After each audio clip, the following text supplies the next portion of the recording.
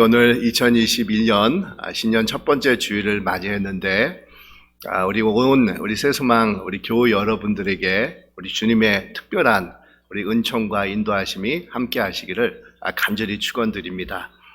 올 한 해 우리 교회 표어는 다시 일으키시고 회복하는 우리 하나님이다라는 그런 표어를 우리가 정해 보았습니다. 아마 코로나 시대를 살아가는 우리들에게 제일 필요한 요소가 있다고 하면 회복이 아닐까 이런 생각을 가져봅니다.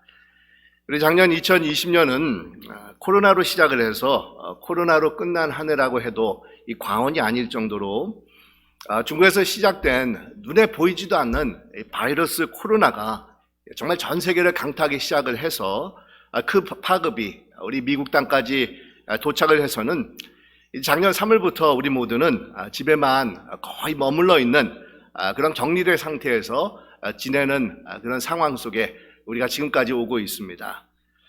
그 여파는 현재도 계속해서 진행 중인데, 현재 미국은 전 세계에서 가장 많은 확진자들과 사망자들을 이렇게 나오게 하고 있고, 그 중에서도 캘리포니아가 또한 그 중에서도 우리가 살고 있는 이 LA 지역이 제일 안 좋은 상태에 있습니다.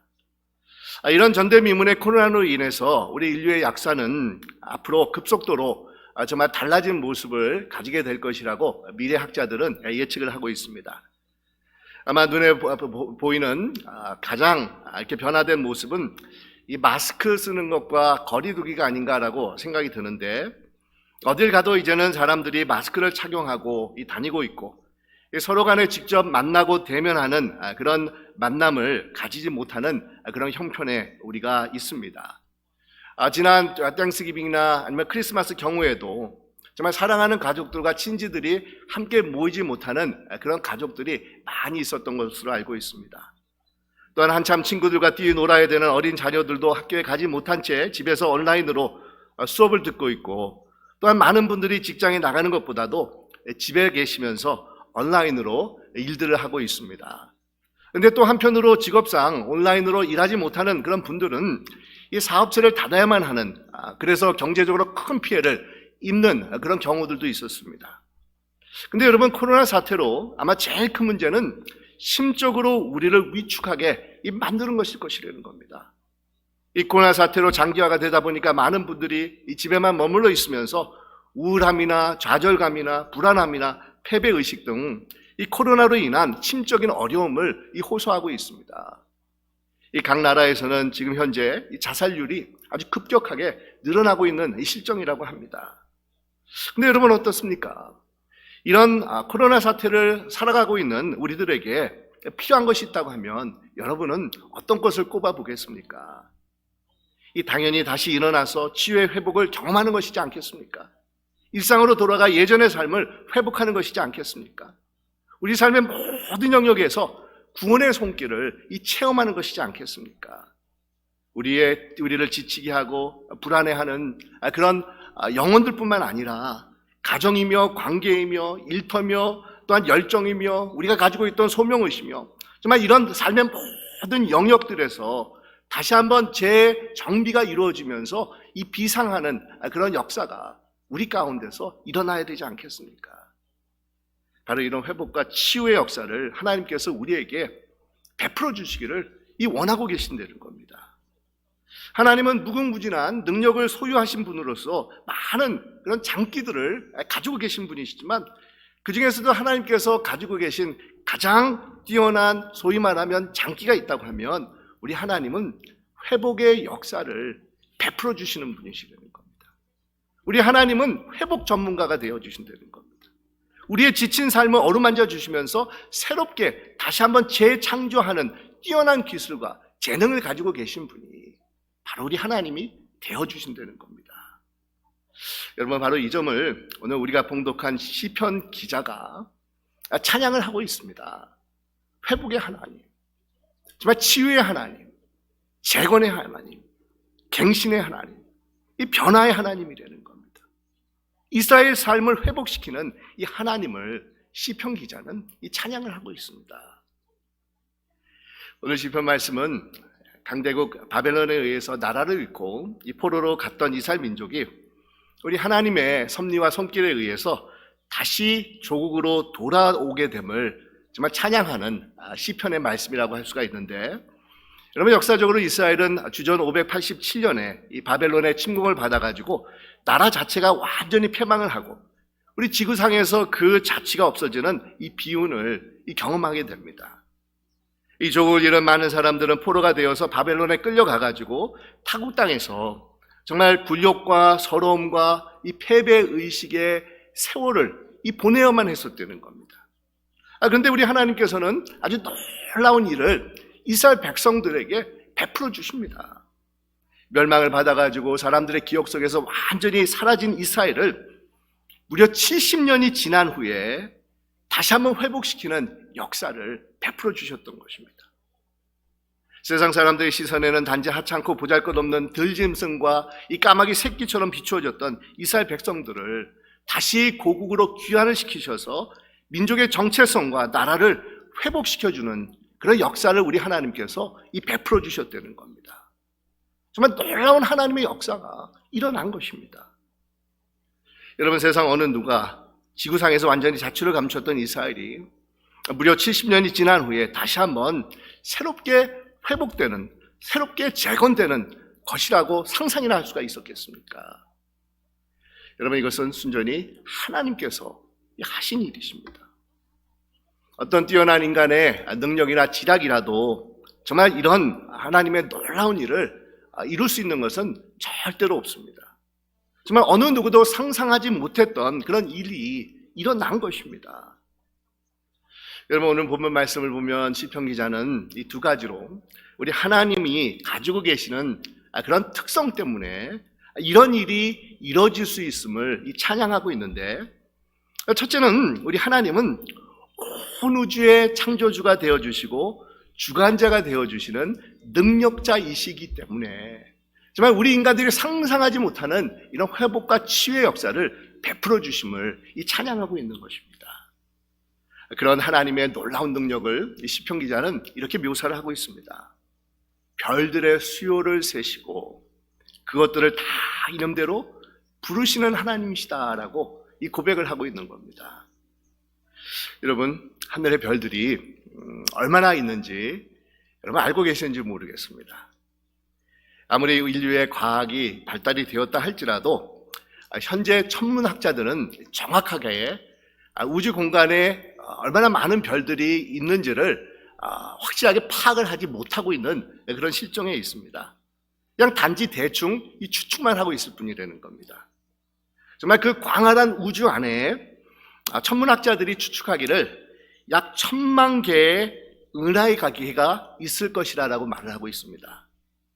그리고 그 은하계 안에는 별들이 각각 1천억 개 정도씩 있을 것이다라고 단지 추측을 하고 있을 것이라는 겁니다.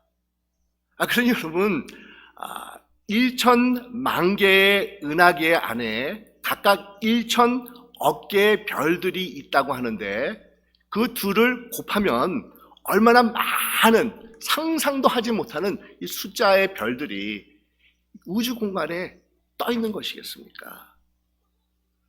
도저히 우리 인간의 이 두뇌로는 파악하지 못하는 그런 숫자입니다. 그런데 우리 하나님께서는 그 모든 별들의 수요를 세시는 분일 뿐만 아니라 하나하나의 이름을 붙이셔서 부르고 계신 분이십니다. 그러니 여러분, 그분의 능력과 지혜는 우리 인간이 가지고 있는 그런 상상력으로 정말 도저히 파악할 수 없는 우리 인간의 그런 두뇌를 초월하는 하나님이시라는 겁니다. 지난 금요일에 새해 첫날이 됐기 때문에 우리 아버님 앞에 아버님께 세배를 드리러 아이들을 데리고 갔었는데, 우리 아버님께서 제 아버님께서 아이들을 보시고는 본인이 나이가 점점 들어가니까 누가 누군지 이름이 참 헷갈린다라는 그런 말을 하셨습니다. 근데 여러분, 제가 자녀가 몇 명이겠습니까? 제가 2명밖에 없습니다. 근데 2명밖에 없는 자녀를 보시고 손주를 보시고 이름이 헷갈린다라고 말씀을 하는 겁니다. 물론 세월이 가서 아버님 자신이 많이 연로해졌음을 그냥 우스갯소리로 하신 말씀이시지만, 몇몇 안 되는 이름도 우리 인간들은 때로는 헷갈리기도 하고 정확하게 기억하지 못할 때도 있다는 겁니다. 하지만 우리 하나님께서는 온 우주 공간에 있는 수천억 개의 정말 인간의 상상을 초월하는 그 많은 별의 개수들을 일일이 계수하고 계시고 정확하게 하나하나의 이름을 붙여서 이 부르고 계신 분이시라는 겁니다. 정말 1.1에게 오차도 없이 말입니다. 그런데 더 놀라운 것은 이런 전지전능하신 하나님께서는 단지 상상을 초월하는 권능과 지혜를 소유하고 계신 분일 뿐만 아니라 자신들의 백성들에게 다가가셔서 치유와 회복의 역사를 베풀기를 누구보다도 원하시는 분이시라는 겁니다. 흔히 우리는 높은 자리에 있는 그런 정치인들을 보면 얼마나 저 사람들이 서민들의 애환과 삶을 이해하고 있는가 이런 의구심을 품을 때가 많이 있는데, 선거 때가 되기만 하면 자신들은 보통 평범한 시민들 편에 서있되겠다고 이 공언을 하지만 막상 선거가 끝나면 서민들과 거리가 먼 이익 집단들만을 챙기는 것을 우리가 목격할 때가 한두 번이 아닙니다. 근데 우리 하나님은 높고 위대한 분이심에도 불구하고 정말 보잘것없는 하찮은 우리 한 사람 한 사람에게 세밀한 관심을 가지고 다가오셔서 우리의 상심한 마음을 고치시고 아픈 상처를 싸매주시는 분이시라는 겁니다. 여러분, 이 상실한 마음이라는 것은 깨져서 이 조각된 그런 마음을 가리키고 있는데, 우리 하나님께서는 우리의 찢어지고 조각이 난 마음과 인생을 모른 채 하고 계시는 먼 우주에 계셔서 정말 이 우주를 그냥 관리하고 계시는 그런 분이 아니라 정말 우리의 조각난 그런 상태를 보시면서 가슴 아파하시면서 그 우리의 상처난 그런 마음들을 고쳐주시고 싸매주시기를 원하시는 분이시라는 겁니다.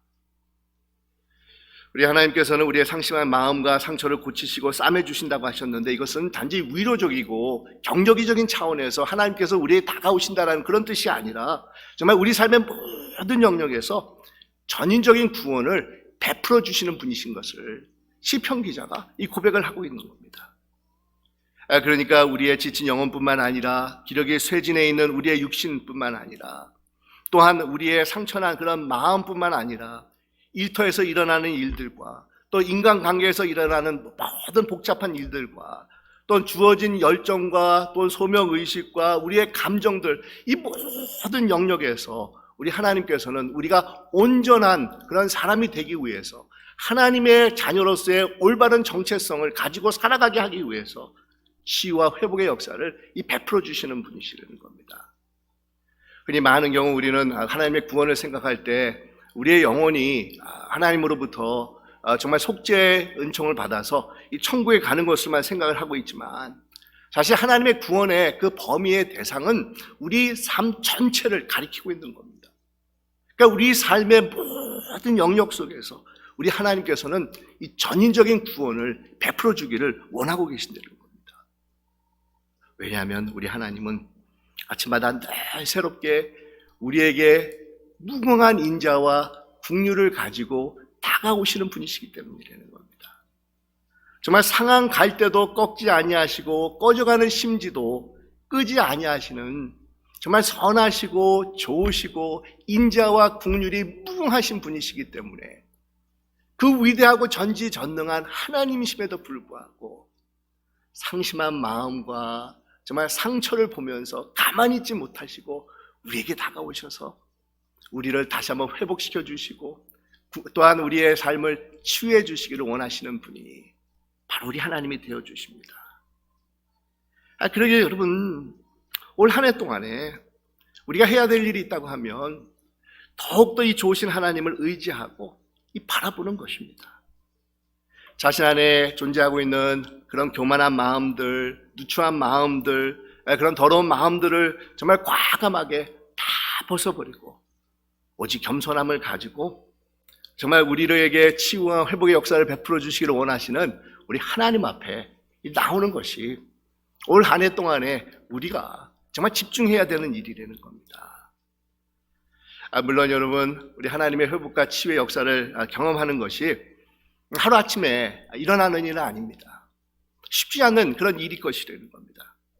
왜냐하면 계속해서 어려움과 난관이 우리를 기다리고 있을 것이라는 겁니다. 이 코로나가 자취를 감추고 해결이 되었다고 하면 또 다른 이상한 바이러스가 일어날 수가 있고, 아니면 또 다른 인생의 장애물이 우리를 움츠리게 하고 마음과 상처를 이 가족에 가져올 수가 있습니다.